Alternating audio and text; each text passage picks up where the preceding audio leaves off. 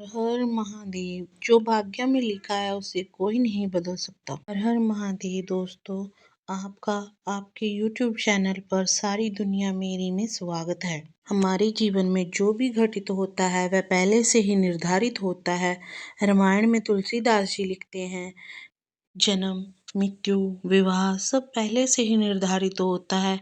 कहाँ होगा, कैसे होगा, किसके साथ होगा, ये सब पहले से ही निर्धारित होता है। कहा जाता है कि जो बात लिख दी गई है उसे कोई नहीं बदल सकता।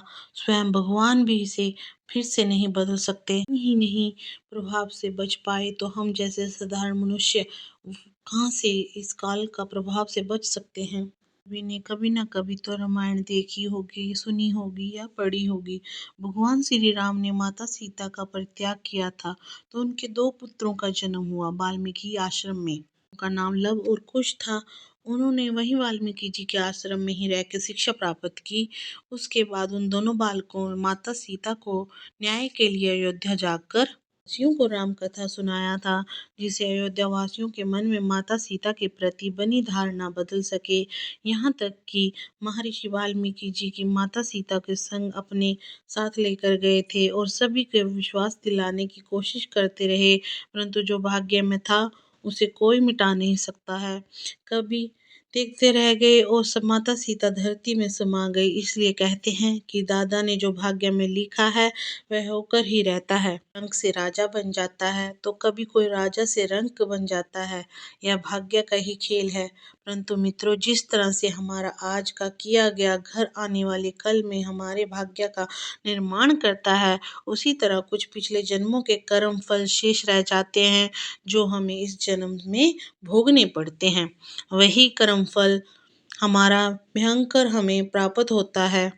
अपने कर्म से ही प्राणी जन्म लेता है, अपने कर्म से ही वह मृत्यु को प्राप्त होता है।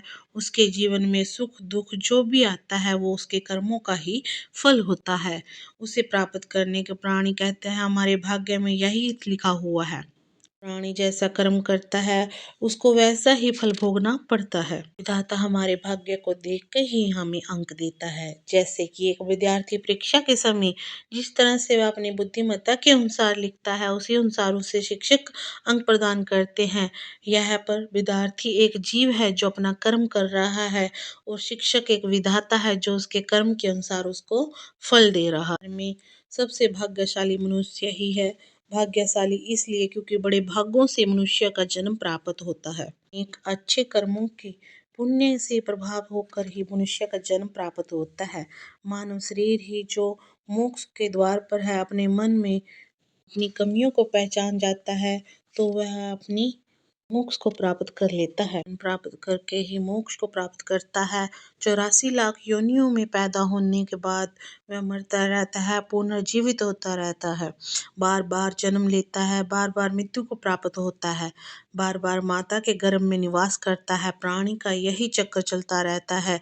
इसलिए मनुष्य का जन्म विलासिता के लिए नहीं, लोगों के लिए, दुष्टता के लिए नहीं, पाप कर्म के लिए, पीड़ा देने के लिए ही नहीं, मूर्खता के लिए नहीं, एग्जाम जलंधर इस भावना एवं घमंड के लिए नहीं, अपने कर्मों को सुधारने के लिए, अच्छे कर्म करने के लिए, दूसरों के दुखों को समझेंगे, दयावान बनेंगे, दूसरों को नीचा नहीं दिखाएंगे, धर्मात्मा एवं पुण्य आत्मा बनेंगे, बेजुबान जानवर पशु पक्षी आप जीवों पर अत्याचार नहीं करेंगे, दूसरों पर परोपकार करेंगे, लालच नहीं करेंगे, जीवन में ईश्वर का भक्ति का जाप करेंगे, कर्म अच्छे करेंगे। अपने कर्मों के अनुसार विधाता भाग्य को लिख कर्मों को देखकर वह हमें अच्छा ही फल देता है। भगवान और इंसान में बहुत अंतर है।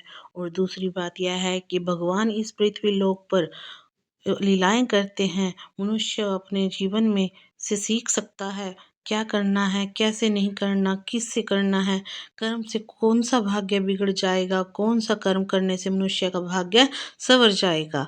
यह सोचने के लिए भगवान हमें एक मौका जरूर देते हैं। हर हर महादेव।